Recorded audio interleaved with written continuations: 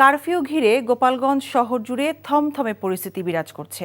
Pharmacy, হাসপাতাল ব্যতীত বন্ধ রয়েছে অধিকাংশ দোকানপাট। নিরাপত্তা পরিস্থিতি স্বাভাবিক রাখতে শহর জুড়ে সেনাবাহিনী এবং বিজিবির সদস্য সহ আইন শৃঙ্খলা রক্ষাকারী বাহিনীর অতিরিক্ত সদস্য মোতায়েন রাখা হয়েছে। সংঘর্ষের ঘটনায় যৌথ বাহিনী রাতে অভিযান চালিয়ে ২০ জনকে গ্রেফতার করেছে।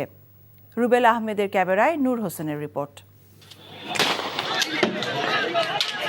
জাতীয় নাগরিক পার্টির পদযাত্রায় দফায় দফায় হামলা, সংঘর্ষ ও ভাঙচুরের পর থেকেই গোপালগঞ্জে কারফিউ চলছে। কারফিউর মধ্যে বন্ধ রয়েছে অধিকাংশ দোকানপাট। সড়কে যানবাহনের উপস্থিতি অন্য দিনের তুলনায় অনেক কম। জরুরি প্রয়োজন ছাড়া বাইরে বের হচ্ছেন না শহরের বাসিন্দারা। বেচা কিনাই বন্ধ। আমরা তো বেচা কিনা না করলে আমরা চলবো কিভাবে? কারফিউ থাকলে মানুষজন শহরে না ঢুকলে আমরা কি খাবো? একেবারে জিরো ভাইয়া, সকাল থেকে পর্যন্ত বন্দি করতে পারে নাই।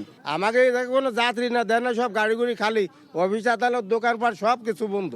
গোপালগঞ্জে এনসিপির বহরে হামলার স্থান পরিদর্শন করে হামলাকারীদের বিরুদ্ধে ব্যবস্থা নেওয়ার কথা জানিয়েছেন পুলিশের ঢাকা রেঞ্জের ডিআইজি। বর্তমানে পরিস্থিতি স্বাভাবিক রয়েছে। আমরা তো কোনো আতঙ্ক দেখছি না।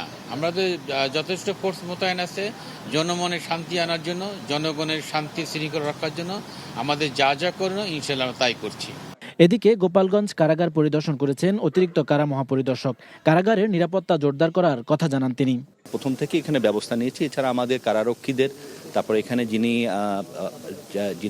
কারার ইনচার্জ হিসাবে আছেন, ওনার সাহসিকতার জন্য আমরা এটা যথেষ্ট পরিমাণে আমরা ট্যাকল করতে পেরেছি। আমরা এখন তো স্ট্রেনথেন, আপনারা নিজেরাই দেখছেন এখানে যে আমাদের এখানে বিজিবি আছে, আর সেনাবাহিনী আছে, এখানে পুলিশেরও দিনকে টহল আছে এখানে।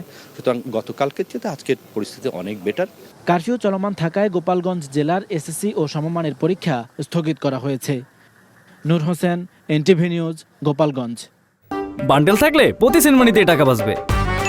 বিকাশ সেনমানি বান্ডেল কিনে জিতুন প্রতি লেনদেনে। গোপালগঞ্জের সবশেষ পরিস্থিতি জানাতে সরাসরি যোগ দিচ্ছেন আমাদের সহকর্মী নূর হোসেন।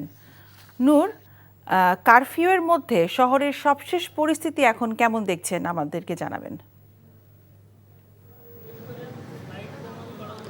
মিতা, আমরা সকাল থেকে এখানে অবস্থান করছি এবং আজকে সন্ধ্যা ৬টা পর্যন্ত কারফিউ চলবে।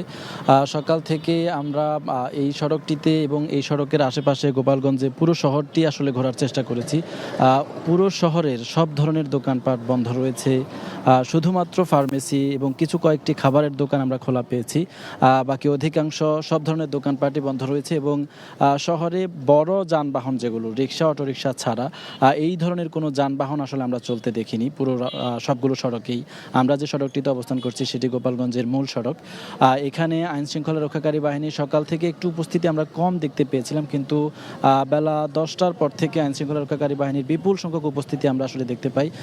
পুলিশের সদস্য গতকালকে যে যে জায়গাগুলোতে হামলার ঘটনা ঘটেছে, সংঘর্ষের ঘটনা ঘটেছে, সেই জায়গাগুলোতে পুলিশের সদস্যদের মোতায়েন করে রাখা হয়েছে এবং একটু পরপরই সেনাবাহিনী তাদের যে এপিসি রয়েছে সেই এপিসি সহ টহল দিচ্ছেন। এছাড়া সেনাবাহিনীর সদস্যরা আরও অনেক জায়গায় যেখানে তারা ঝুঁকিপূর্ণ জায়গা মনে করছেন সেসব জায়গায় অবস্থান গ্রহণ করেছেন এবং কারাগার সহ গুরুত্বপূর্ণ যে জায়গাগুলো রয়েছে সেই জায়গাগুলোতে সেনাবাহিনীর সদস্যদের উপস্থিতি বাড়ানো হয়েছে।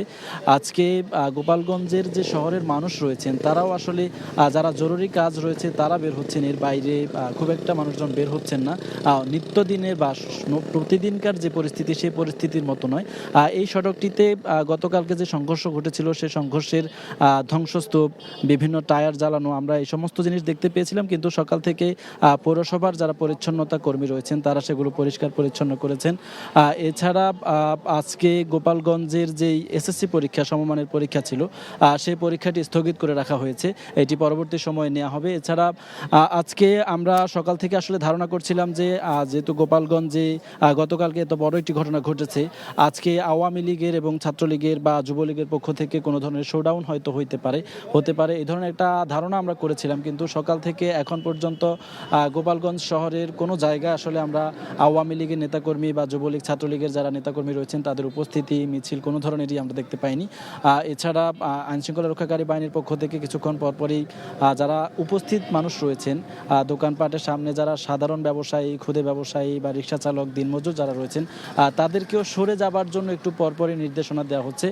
যেহেতু কারফিউ চলছে, সবাইকে প্রয়োজন ছাড়া যাতে ঘরের বাইরে না আসেন সেই নির্দেশনাও দেওয়া হচ্ছে। মিতা। গোপালগঞ্জ থেকে জানছিলাম কারফিউ চলাকালীন সময়ের সবশেষ খবর। বান্ডেল থাকলে প্রতি সেনমানিতে টাকা বাঁচবে।